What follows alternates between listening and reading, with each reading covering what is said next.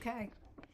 Well, for some reason, we've got a little squinty box for me to talk to you from. So, uh, anyway, happy Mardi Gras to you. Mardi Gras is on Tuesday, and everything's been rolling and throwing around here, and there's a lot of excitement.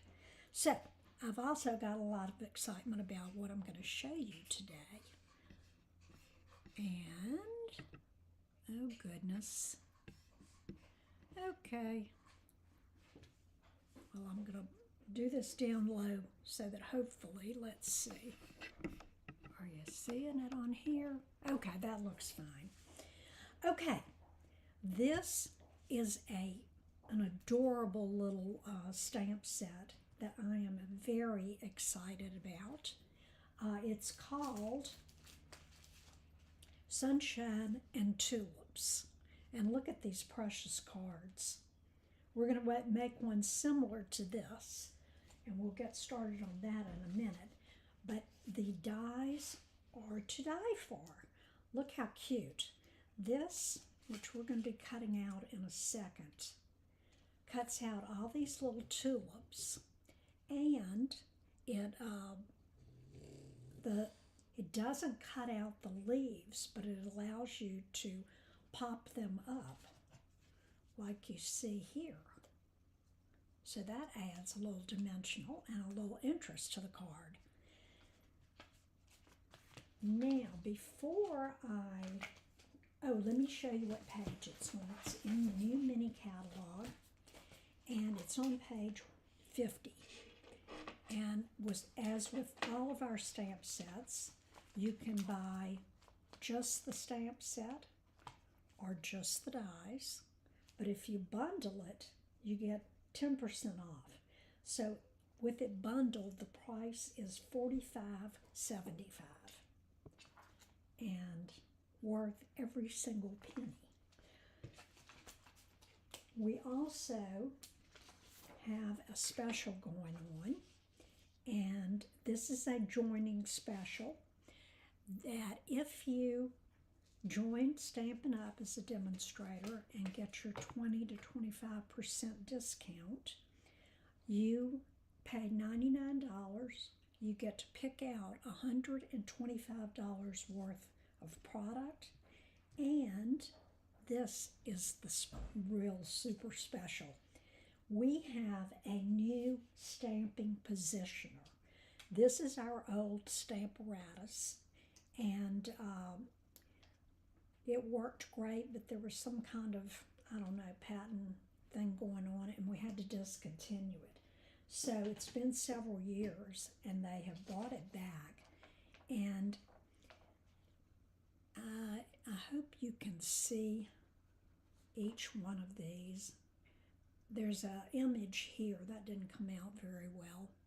And the magnets are made so that they come apart. If they get stuck together, they come apart very easily, and they don't break.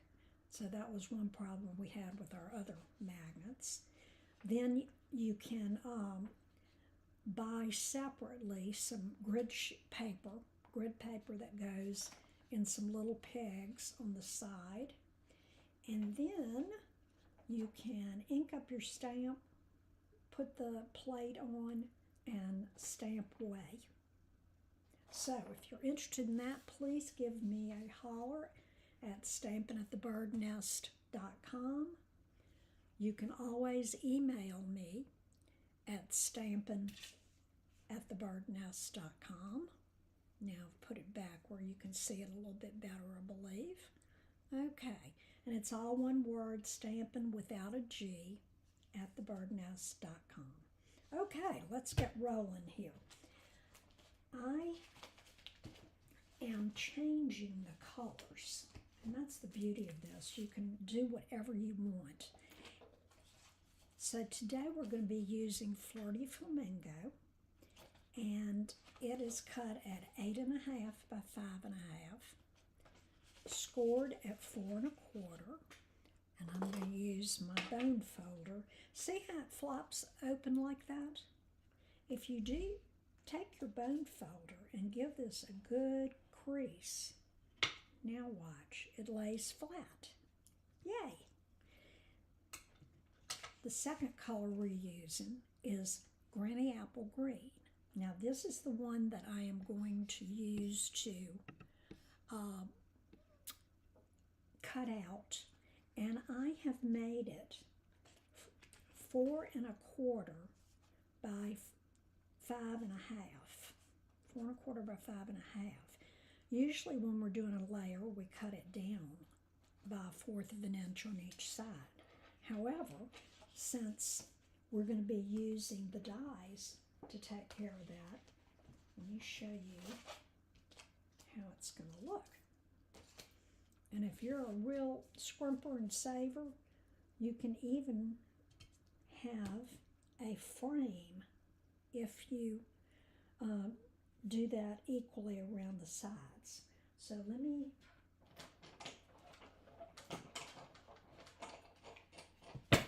here's my cut and emboss machine, and I am going to put,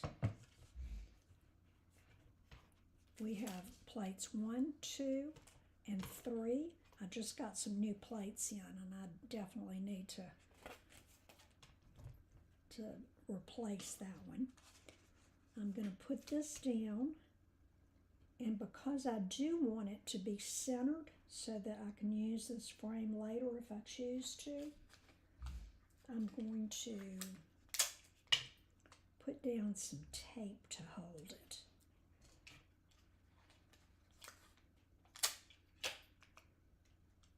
Okay, now I'm going to put another plate 3 on top,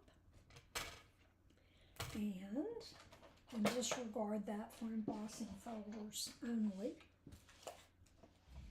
That's what I used it for at one time. Okay, I'm going to make my sandwich, and I'm going to flip back. Okay, I'm going to put my sandwich through. Oops, and you see how it got off center? I guess I didn't tape it down well enough. Let me get that centered again. Okay. And I'm going to top it with my other plate. Get them all straight and roll it through. Okay. The crackles you hear when you start to emboss something and the noise is perfectly normal. So don't let that bother you. We do have a mini cut and emboss machine, but it will only cut things that are 3 or 3 1/2 inches. So this, as you can see, is wider. So I had to use the Mama cut and emboss. Okay, here's your little frame if you want to use that later. And here is, I'm going to punch all the tulips out. Now, if you want green tulips, you can use those for another project. So I'm going to scoot them over here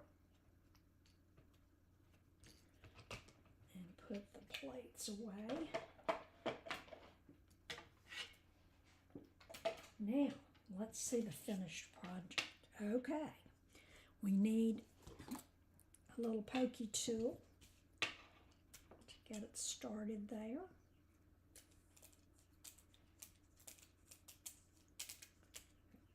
And look how cute. All right, I'm going to put this back on its magnetic sheet so it won't disappear. I don't have trouble with the big ones. It's the little ones I have trouble with them disappearing from time to time. Now, the next thing we're going to do is take the little petals. Let me show you what else comes with the dies. You have a little outline of a tulip, and I do suggest that you use the double-sided adhesive sheets for this, because it would be really time-consuming and nerve-wracking to get your glue around there. But when you put it on top, that's what you get. And there are extra leaves here. Some are open, some are closed. So, and then you have a tab to make a label out of. So, I'm going to use Old Olive so that it'll stand out a little bit more. And there's a little learning curve with this. You have a little line right there, and then the leaves. So you're going to be kind of looking at that little line as you stamp. I'm going to start at the bottom this time. Last time I started at the top and I was off just a little bit. And see, that one was off just a bit.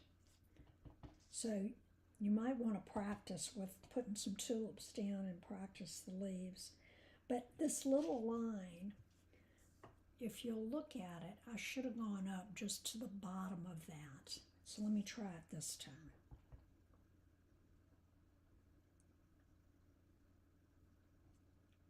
Better. That one was perfect. Third time's the charm. But I didn't worry about all that. Remember, you're making a handmade card. It's not supposed to be absolutely perfect. Oops. Now, the good thing about these photopolymers is if you make a mistake like I just did, where it didn't stamp the bottom, you can go back over it.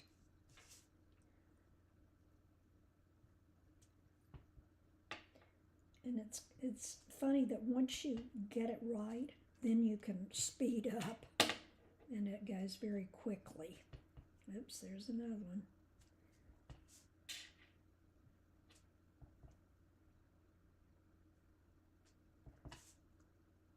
So any of these that are off, I meant them to be like that. Let me get my head out of the way.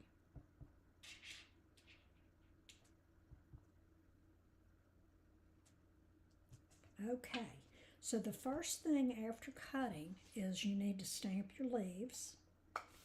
Then I'm just going to kind of pop them up as I go along.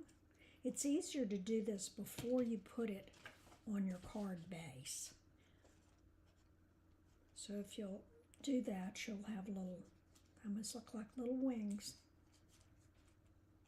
And I just bend them in with my fingers, and it doesn't take that long at all. Now, I'm going to use, because I don't have enough room here for the seal, I'm going to use liquid glue. Okay, let's see if that's going to come out. There it comes. Okay, and I'm just going to go, it doesn't even have to be a full bead if you don't want to. Sometimes that works and sometimes it doesn't. So, okay. Now, and I store my my liquid glue in, this happens to be a 3D printed holder that another demonstrator gave us one year. But there's also, oh, I don't have it over here. There is a tool that they use for nail polish that gets low, and you lean it in the holder. I don't know what I did with the other holder. And that can be used for this, okay? Just some tips right there. Okay, now I am going to put down our top layer. Okay, now, isn't that pretty? And look, I just changed the background color. And then the one I'm going to be doing with my class next week, we're actually taking different colored strips of paper, about 1 inch, tack them on the back, and then you'll have different colors if you choose to do that. So next we need a sentiment. And since I did not really make, well, I made some Valentine cards, but I think I mailed them all. And here's one. I think I showed this on another video where I just used my scraps of paper and made a Valentine Day card. So I decided I would put the sentiment could be Happy Valentine Day. Okay. It's always a good idea to check your stamp. Make sure that the ink pad does not need to be redone. And you can see it's good and dark right there. This isn't a real dark color, but it stamps really well. So I'm going to put this right here. And now I'm going to take my little label die and I'm going to put that right there. So let's get my cut and emboss plates over here. And just because it's long ways, I'm going to do it like this. Okay, remember the cut side goes down.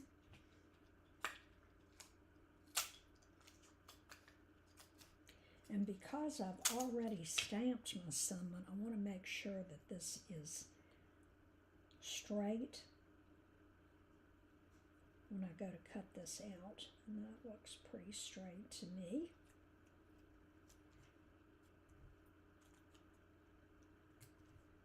Okay. Close this up so I've got my inky fingers in it.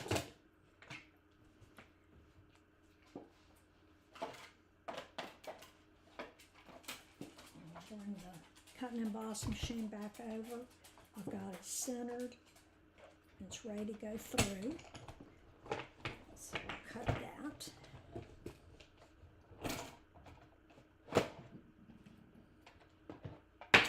Oops. Okay. I'm noisy today. Okie doke. So now I'm going to take the tape off.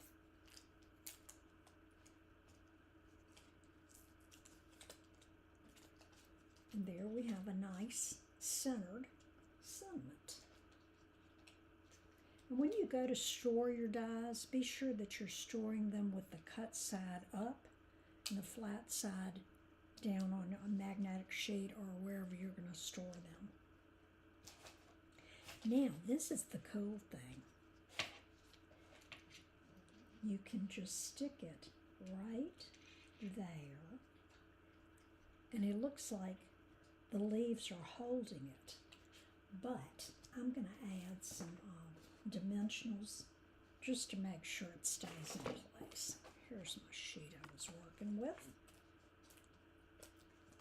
So, I'm going to take, and I'm just going to do 3 across the middle. And I'm going to put it, now you could put it down here, wherever you want. I'm going to put it in the center. And I'm going to make sure those little leaves are covering it. And get it in the center. Come on. I think I needed to move over a bit. Okay. There you go. Now, you know me and bling. I decided we needed something shiny. And let's see. Should we go with that one or the lighter one? I vote for the darker one, so you'll have to tell me if you think that was the right thing to do. And let's see, where am I going to put these? I think I'll put one up here. I might put one down here. And I think I'll put one on the tulip. Okay, remember when you add things or whenever you're stamping, it's the artist's way to stamp in odd numbers. 1, 3, 5, and so on. Okay, now I need to get a piece of paper for the inside because I wanted you to see how nicely, let's look at this one that I did. I didn't show you the inside, and this is so cute and so easy. The little row of tulips. Okay, so let me get my tulips. There's a little row that you can see, and since it's not long enough to cover the whole width of the card, I'm going to start in the middle, okay, and test my stamp first. I'm going to start at the bottom in the middle.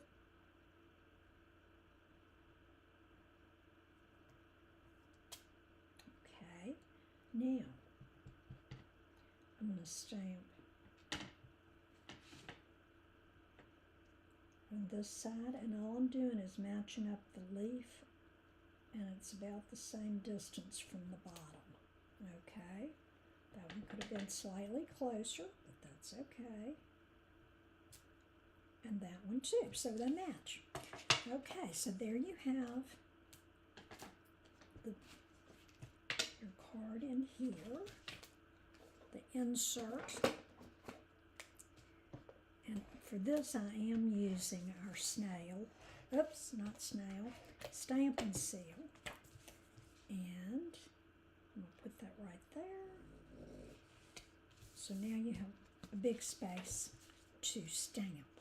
Now remember to put your John Hancock or your Hallmark symbol, whatever you want to call it. And in this case I'm doing tone on tone because it's the same color paper and the same color ink. And I'll put that right there so that they know it's handmade by me. And I think that we need to do something on the envelope. So let's see. Should I do a row of tulips, or let's check out the, oh, I want to try this.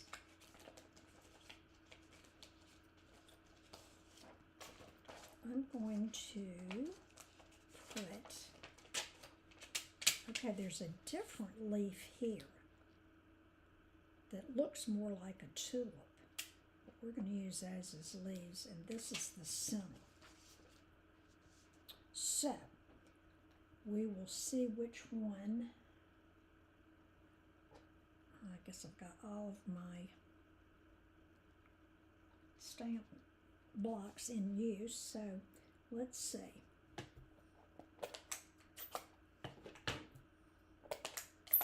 All right, so the flirty flamingo is going to be the inside of the flower. I mean, actually the flower itself. Okay, and then the green's going to go over it. So I'm seeing what looks the best. Oops, and look what I just did.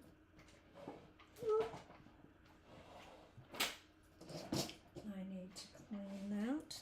Let's see. I'm going to use a baby wipe since I don't see my stamp cleaner. I'm going to wipe that off. Be sure if you use baby wipes or any kind of moisten towels that they do not have alcohol in them. Okay, let's see if I can get the green leaves now. Okay, let's see what that looks like. Now I'm going to line it up. There are two little bitty lines that are not inked, and I'm going to use, okay, let's see if this works better to do the leaves first and then do the tulip. Either way, I think I got closer with the bottom here, so we're going to do that. I'm going to stamp my leaf first, and I'm going to do it down in this corner.